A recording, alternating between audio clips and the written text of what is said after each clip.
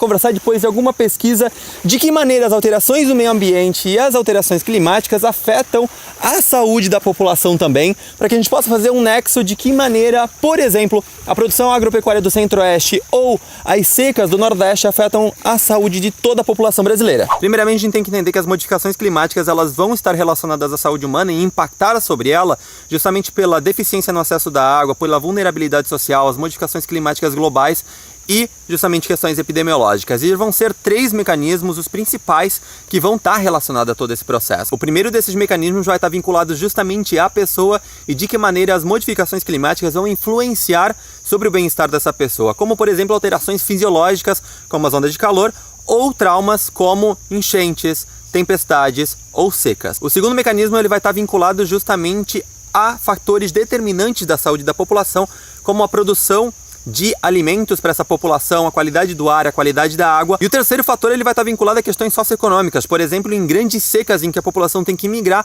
para procurar melhor qualidade de vida em outro lugar e justamente depois poder movimentar-se dentro de um território justamente por questões e alterações climáticas. Lembrando que esses efeitos não vão afetar unicamente a espécie humana, vão obviamente afetar todo o meio ambiente. Fazendo referência a isso, a gente teve o caso histórico do verão europeu de 2003, em que houveram mais de 30 mil óbitos por onda de calor, apenas por onda de calor, justamente pelas alterações na temperatura global. Além disso, também a gente teve um aumento gradativo nos últimos anos dos casos de encefalite viral transmitidos por carrapato em lugares em que nunca houveram casos transmitidos por esse vetor. Existem informes globais que dizem que o número de doenças cardiopulmonares tendem a aumentar nos próximos anos justamente pelo número de poluentes atmosféricos, tantos os utilizados na produção agropecuária como o da grande indústria. Algo importante se destacar que é um fator histórico já registrado, que é a alteração na expansão global do mosquito Aedes aegypti, que é justamente o vetor da dengue, em que a gente teve 200 mil casos em 2005 de dengue no Brasil,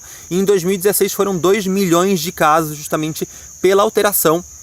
da distribuição global do mosquito. E falando sobre saneamento básico, aumentou drasticamente o número de leptospirose em áreas alagáveis do Rio de Janeiro, por exemplo, ou lembra que no começo do vídeo a gente falou sobre como a seca também afeta na população justamente pelas migrações? Então, houve um grande aumento nos casos de malária no estado do Maranhão, justamente depois de uma grande seca em que a população volta do estado do Pará para o interior do Maranhão. Ok, no início do vídeo eu falei que a produção agropecuária também afetava a saúde humana, mas de que maneira? Bom, só no Brasil, o Brasil perdeu 17% do seu bioma natural nos últimos 30 anos pelo crescimento desordenado das cidades, pela expansão da produção agrícola e pela extração madeireira. Lembrando que só a América do Sul é responsável por 1/3 da emissão de poluentes na atmosfera. Segundo o informe da Organização Mundial da Saúde, pelo menos 50% das doenças respiratórias hoje em todo o planeta são relacionadas a poluentes atmosféricos. E falando sobre o Brasil, o estado do Mato Grosso, que é o que tem a maior área devastada justamente pela produção agropecuária,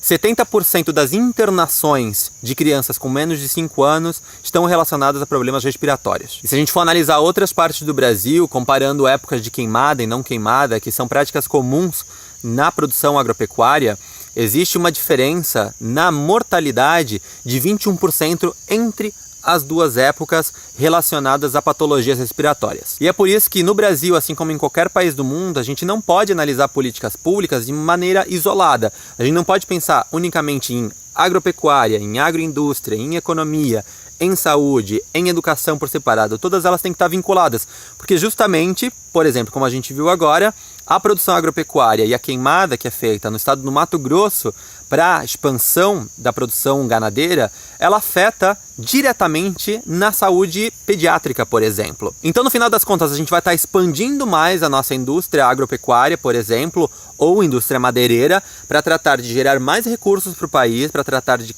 crescer ainda mais com a economia, porém, no final das contas, quando a gente faz a soma total, gastando mais em saúde pública. A gente tem que utilizar a tecnologia de uma maneira eficaz na produção para que ela não afete ou afete de menor maneira possível a saúde humana, e não só a saúde humana, mas o bem-estar social geral. Porque senão aquilo que deveria estar trazendo lucro para o país, na verdade está trazendo gastos, porque é o gasto em saúde pública que a gente vai ter elevado justamente pelo aumento da taxa de doenças respiratórias, seja em pediátricos, seja em idosos ou seja na população geral.